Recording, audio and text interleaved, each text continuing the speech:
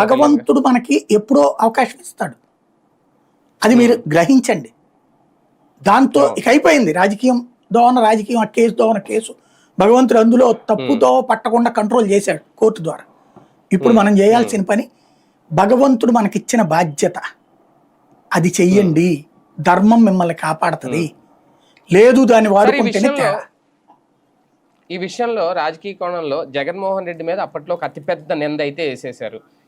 Jagan Christian కాబట్టి ఎలా అని. తర్వాత ఆయన పాపం తిరుమల వెళ్తానంటే కూడా వెళ్ళలేదు, ఆయన వెనక్కి తగ్గారు. ఓకే, కారణాలు ఏదైతేనో కేవలం దీనివల్లే. ఆ టైంలో ఒక మంచి డైవర్షన్ పాలిటిక్స్కి అయితే ఈ అంశం చాలా బాగా ఉపయోగపడింది, ఉపయోగించుకున్నారు కూడా.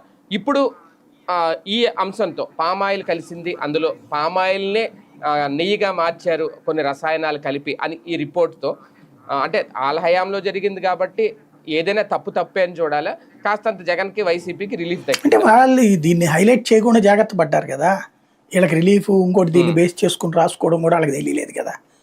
కాబట్టి అదేం కాదు.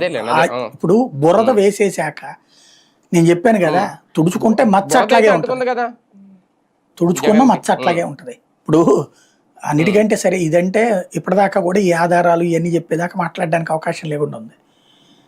పడవలతో బ్రిడ్జి కొట్టుకుపోవడం ఏందండి, వరదలు